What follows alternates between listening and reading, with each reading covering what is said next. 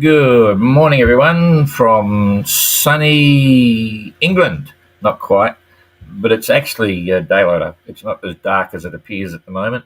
I've got the curtains drawn because the window's behind me, and if the sun comes or the glow of the clouds and the rain comes through the window, it blocks out me because of the sun behind me. But anyway, that's cool. We're in Gosport in the UK, and I'll talk about the pictures in a minute at the start. But we're actually, in fact, I won't. I'll talk about it now before everyone gets there, so it's a bit boring for some people. So if I come over here, I won't talk about those yet.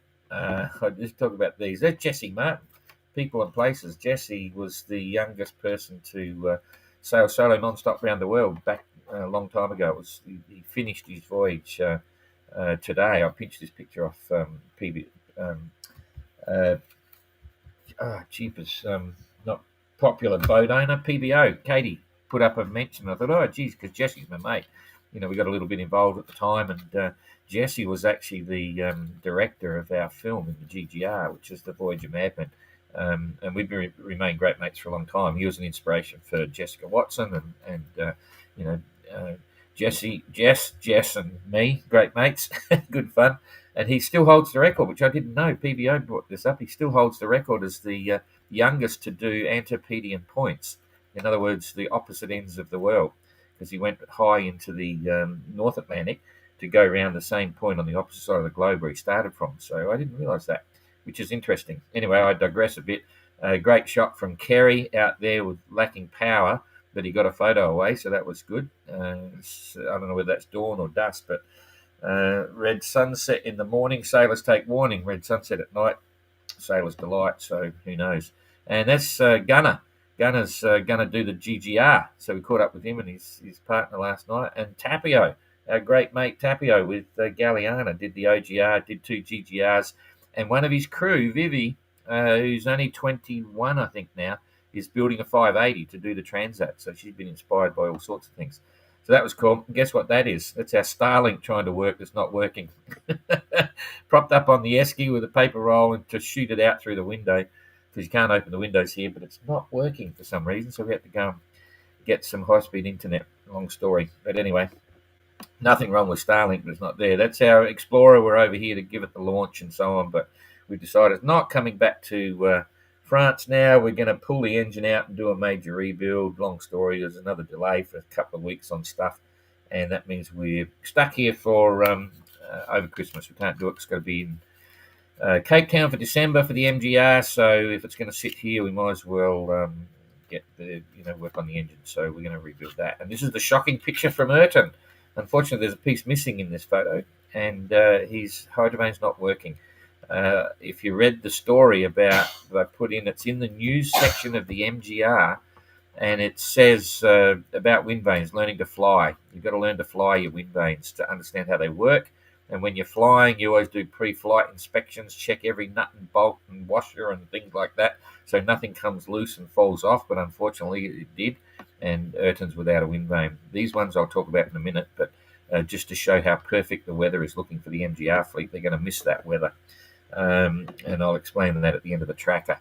So right now, yes, as interestingly, the forecasts nowadays are getting so good to a degree that the long-range forecast that I was showing in Thursday of last week, which is now 8 days ago, was suggesting that they'd get really good weather sailing down for the first week, and sometime around Saturday, a week after the start, they would get a day of rubbish, light headwinds, not heavy headwinds, light to ordinary, 15 knots, 20 knots, which will still be uncomfortable. But then it rolls over, and then they'll get another good boost. And at that stage, we could only see about another 3 days. Now we can see longer. And, honestly, the weather is touch wood, boy.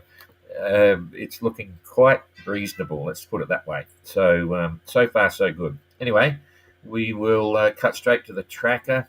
Sorry we missed yesterday. We got here and we're trying to do it in the afternoon. They've got two levels of internet here, and the ordinary one wasn't working. We couldn't get the Starlink to lock into a signal, and in the end, I had meetings in the afternoon. We had to go and meet up with Tapio and blah blah blah. And so we didn't get it away. But here we are. We're back. So straight to the tracker. So you're coming onto the tracker, looking at the currents, which are absolutely amazingly favourable right now. Now I'm coming on the tracker. Day 249 since the start. It'll be 250 shortly, and it's the 31st of October, last day of the month. Pinching a punch from the last day of the month. So there they all are. If we're on to the 8 o'clocks now, this is looking interesting. Yes, they're 8 o'clock, and look what's happened. If this is right, if this forecast is correct, and Renault might be watching this, hang on a sec. If the graphic on the current is correct, right, look what's going on. Renault, go north, mate. Head north. You're in a horrible spot there. You need to go north as fast as you can, Renault. And look what Dan's got. Dan's doing. We shouldn't go to the front, but we are. Dan's doing 7.4. Renault's doing 6.9. Oh yes! I do like Renault, but it's just fun to see someone else maybe get in front. So hopefully he's not watching this. Hopefully this graphic is correct, and Renault's just going to miss out on the current, which means Dan will come roaring past, because that's got to be it's got to be 2 knots at least. You know, this graphic here. If we look at the hang on, we'll pull them down here. Look at the scale. Okay, yeah. Okay, so there we go. Here we go. Bringing it down here. If you can just see that, this is the scale here. So where there's a little 2 there, that's 2 knots. There's 3.2, and this is white, right? So that could well be in the middle of this stream, 2.5 knots. That's 50, maybe even 60 miles in a day, right? And if Renault's just missing it out here, it's only like half a knot, right? So watch this space. It'd be funny if you see him dip, and it's very hard to define whether that part of the chart, the current chart, is correct anyway. It might be out by a little bit, and Renault's not exactly going slow. He's doing 6.9. However, Dan is already doing 6.4. That's half a knot. That's 12 miles in a day. Now, if we just use the leaderboard distances and distance to the finish, 1554, so 54, and Renault is 41. So he's only 13 miles to go, right, to catch up to him in that sense. And if he's doing half a knot, that's the day. So just do nothing else. But that's assuming, anyway, let's wait and see what happens. But it's kind of fun. And I do like Renault, don't worry, but it'll be good to see at least someone get out in the front for a while. Okay, so while we're on the currents, you can see everyone's pretty much locked into the stream. Ayrton, you better get down a bit, but he's hand steering. He's doing pretty well. So, but yeah, everyone else well and truly locked in there. Even Kerry, without his Starlink, he's worked it out. So Josh is locked in. He's doing 6.4, 102 mile day, taking it steady. And Adam's dropped back a bit there. He's usually a bit more along from that, but anyway, he's still having fun. 7.1, 113. They must have been going slow yesterday to do that, because he's been in the current for a while. So it must have been light breezes. I didn't get to see it yesterday at all. But anyway, so Eric, 6.9 and 109. Eric's given a very interesting. Eric gave a chat to Katie or someone at PBO and spoke about his man overboard situation, but missed one very critical aspect that in his explanation to them, which will be in the report. So stand by for that after Durban. And Ayrton right on the edge, 6 knots, 129 mile day. And I should pick this up. Sorry, it's all a bit small. You wouldn't be able to see it so well. There we go. Pila is on glass over 8.8 knots, 143 mile day. Boy, she's putting the pressure on. I mean, obviously going fast because of current, but she's also sailing hard, because that's pretty serious. I'll pick it up again for people that are on their phone. Sorry. What's going on there? I'm not getting anywhere. There we go. Look at all that white. Radio. So Kerry, 144, 8.4, and Peeler did 143. So 144 is the top billing at the moment. Then we got Jazz. Look at that, still in front of Kerry. Good on you, Jazz. 8.2 and 112. There's a serious difference there. 112 versus 144. So Kerry's piling it on. He knows what he's got to do. So he's trying it. And Christian, 135, middle ground. That's pretty good performance. So he's obviously sailing pretty well. And 7.6 knots. Jacob, roaring out there, 7.8 and 137. So certainly not going slow. And we talked about the big split here. This is dramatic. Dan, 7.4, 161. Jeepers. And Renault, 163. There you go. So he's actually got more. So maybe it's the graphic. I'm not sure. It might have been all a waste of conversation there. They're both going neck and neck. So okay, so that's the current. Let's now just go to the wind and see what they've got. And here we go. Why is the wind not popping up? Here we go. I pressed the wrong button. Okay, there's the breeze. Ooh, it looks like a bit of breeze there, but it's all very favourable. All really quite cool. Although Dan put a post up an hour ago, which I shared, saying it's on the beam, and it sort of is showing a little bit on the quarter, but the graphic might be a little bit wrong. It could be stretching around a bit. So these guys, that's why there's a bit of a break. I spoke about the other day that they might get the first boats into the big breeze might get a break, and it looks like that's happened because now these guys have definitely pulled away from, say, the average fleet. No, still only 66 miles, so not too bad. And to Jacob, from considering where they're going, he's only less than 60 miles behind Renault, which is not bad. And the split on the fleet now, about 145 miles. So Josh is about a day behind, a day or so behind. And what's happening here in the future? This is where it gets really amazing. That's what I was speaking about. If you came in late, talking about the long range forecast that we got and how it's panning out pretty much as they predicted. What are we doing here? I'll go down one more. Okay, so you can see what's happening pretty easily here. This is the predominant high pressure system that's giving them the favourable wind direction because they're on the top end of it. There's a low pressure system forming here trying to push through. So this squeeze here, the increased wind down by in between Durban and Port Elizabeth, is created by the head-on collision with this low pressure system here. Okay, and that's going to bring the westerlies, southwesterlies, to push up. So we'll get out of this. Hang on a sec. We don't need that. And we'll just push this through. Oh, hang on a sec. I'll give you the bigger picture rather than the close-up, but you'll see what's going to happen just to show you what these interactions are going to be. No, I need to do two. I'll do a low one down here just so you can see what happens. So I'm going to push that through now every 3 hours once I hit that one. Okay, so here we go. So that's not moving. Why is it not moving? Boom. Still not moving. Okay. Yeah, I'm just trying to get the. Nope. I'll click and drag it. Yep, I can click and drag, but I know why. Sorry, I haven't turned my remote keyboard on. Now it's on, it'll go. Rightio, we start back here. Right, we're in business. I turn it off when I'm in the thing. Okay, so there we go. So you can see the wind direction is still favourable for the fleet. The high pressure system is moving straight out to the east, right? And these bigger winds down south, they're turning into northerlies, and this, what was a low pressure system, is sort of disappearing. It's squashing in between the two, but it's still pushing through. But our guys, the fleet up there, is not only on the northwestern corner of this high.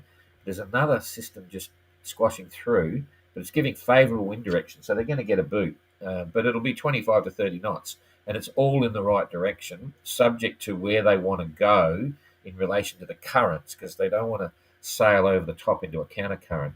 Anyway, you've got this breeze, this sort of southerly coming up, it's squeezing up, and it's going to go right up past Durban, right? And it looks pretty mild there, but it starts to build. This is where it's building. It looks like it's about sort of 25 to 30 knots, which it is. And I've got a picture there I'll show you in a sec on from Windy to give you the wind speeds there. But if they were down here right now, it would be pretty tough going. It's going to be on the beam if they go to the west, but they've got to navigate around currents, quite a lot of breeze. But they're not going to get that because those stronger breezes that they've had over here when they're coming through disappear. So that moves away, and they get this slight headwind. And it was the headwind on Saturday that I was predicting 9 days ago, and it's actually going to happen. You'll see this will go to a headwind, but it's not extreme weather headwind. Okay, so we'll just keep moving that, and you'll see. So it's a northerly, and then it's starting to swing across. Now, effectively, it's from the west. It's more or less like a headwind, but it's not, because it'll allow them to come down if they've got sea room, not missing land. They're not worried about sea room against land, but they've got to be very aware of where the currents are. So they'll be treating the currents a thing. Now, this is where you got this big breeze. If they were here right now, this is blowing 50 knots in there, believe it or not. I'll show you in a minute. It's going to be gusting 50 knots, and it's blowing 30. It's a solid 30 knots there, but they're not going to be there at this stage, because this is in 3 days. They'll be just about there, and then all of a sudden it flattens. You can see it dies out. They're going to get breeze from the south, so it rolls around. They're going to be pressured, but it's not unmanageable. And even then, if we look at the sea state, it'll probably be 3s and 4s. Yeah, there it is there. They'll be into this by then. So it's going to build 3s and 4s on the beam, and they'll probably get pushed to the west. They'll face that off to the west when it swings. And they're going to miss the worst of it, effectively. So if I hit this again, hit that one there, and then... Oh, it's not going. Yeah, okay. So then they're back into it, basically. So they're going to have a couple of days of solid stuff, stronger winds, but only 1 day of light headwinds, right? And then they'll be back into it. And then this is voila. This is just a perfect scenario, because they'll be past halfway towards Durban. And how long is that going to stand, this weather? So this is nearly 3 days on. So let's say they do a couple hundred miles. A couple hundred miles, they could be down around here somewhere. And then effectively they've got 560 miles to go. So let's say they only did 100-mile days. It's only 5 days. Okay. Now in that, they're probably going to get 4 days off this high. So that's the third there. Well, quickly, there's the fourth. Still favourable wind direction, right, and not too thingo. There's the fifth. It's gone quiet. It's blowing to the south, but they won't from the south. Or it's not southwest. It's south-southwest, which is sort of still okay if they were there, but they won't even be there. They'll be in here drifting. So they've got a day or so of calm. Then all of a sudden it comes in, but even that's manageable, right? It's not extreme. And how long is it going to stay in that direction? Boom. See how fast it moves through. And then again, it's a southerly, but they can go to the west, and it's manageable. It's back to 15 to 20. So they're going to earn their miles. Then it's starting to swing around again with another little high. This is now on the 8th, 5, 6, 7, 8. So they're going to be getting very close. Now, at that stage, if they're here, they'll be coming down the coast and into Durban again, in amongst the current. And that's going to hold through until the 9th even. So it's not going to be easy for them. There'll be frustrations, but it's looking what I'd call manageable, if that makes sense. So just come back now just to look at the next 2 days here, up on a larger scale. Here we go. Right, I think we can all see that. So I'll quickly just push this through and you'll get a better picture. It's going to blow, all from the right direction. It'll be fast. They've got the current going with them. So there goes day one. Then day two's coming up and it's going to go quiet. And it's going to be starboard tack, but not quite headwinds. So day two, they're going to be around about here. The leaders will be 100 50, yeah, they'll be around about here then. So that's looking okay. Get rid of that because I can't scroll the weather. And then we got day 2, and here it comes, but it's starting to soften a bit. So I think they might be okay. And it's coming from the south, so they can head off to the west, take it on the port quarter or the port beam. And that's going to be 2 days from now, so it'll be a couple hundred miles. So the leaders will be a couple hundred miles. They'll be about there. And yes, it'll be rough and this, that, and the other, but it's not what I call full-on extreme. So just to give you these pictures, I'll now come back here and give you the stand by. Here we go. I put that on. Rightio. You can see this is a long way away, right? They're going to be up here. I think you should have that picture there right now. So this was actually for Sunday. So here's Friday. If you look along the bottom, that little brown line there, that's where we are now. So there's 1 day, 2 days. So this is showing 2 days from now. It's not very close to them at all. It's way down. And this is off windy, which is possibly even more accurate. But it is showing a headwind there. Okay. And then the next one is showing at the same time. This is on the Sunday. They're blowing 40, 50 knots in here. These are gusts, right? But they're still a way off here. But it is showing headwinds, and then it dies very quickly, so they don't get this extreme. It's a little bit different than what's showing on the tracker. Nonetheless, so for tomorrow when we do the forecasting, I'll actually put the windy on and we'll progress that through and have a good look. But they need to be alert and aware, but it's not too bad. So that's cool. Now all I need is I'll bring you back to me. Am I on here now? No, I should be there. I need my phone so I can read you the reports, and then we can go through the comments here. Okay. Rightio, we've got a few reports to get to you. Okay, 700 messages. So Renault, or in fact, I'm going to, it's in French. He's talking about variable wind direction and strength. Had to be constantly on the ball. Plenty of cargo ships and all's well on board, so that's fine. Peter Punk, praying, nothing else on board out. Sailing, eating, sleeping, and praying, nothing else on board. Plenty of ships around, waves, wind, sun, clouds, and an endless ocean. So she's doing okay. Immortal Game, currently sailing down the southeast coast of Madagascar in 20 to 25 knots of wind, with some following current. A little nervous for the week ahead, but I feel Immortal Game is up for the challenge.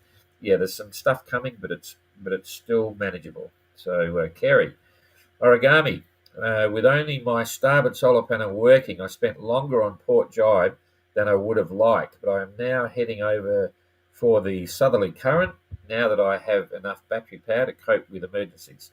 I also re-sewed some seams on my mainsail and added some patches, so Kerry's main's starting to go as well. Wow.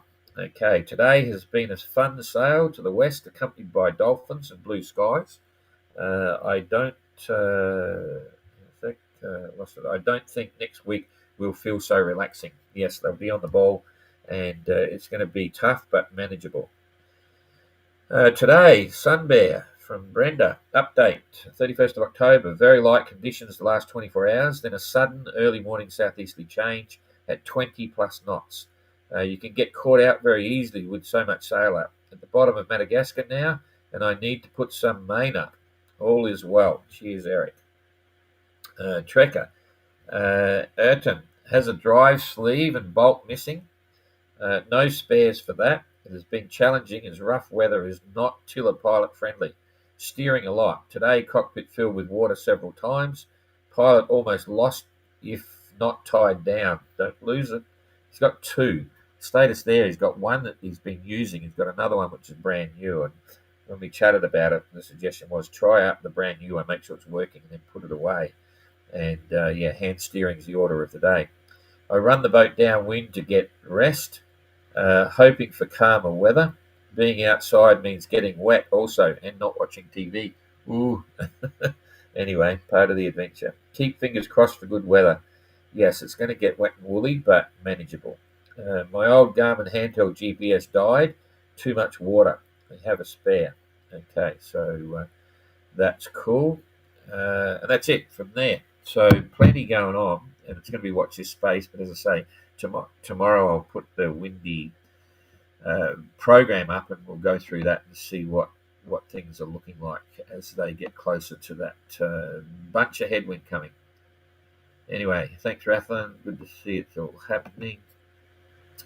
Sailing Daniel, morning. I'm very impressed by the speed of the small 580 boats. Yeah, the current's helping at the moment, but they track amazing daily runs. It's really quite good to see. You probably saw the speed of the class mini 650.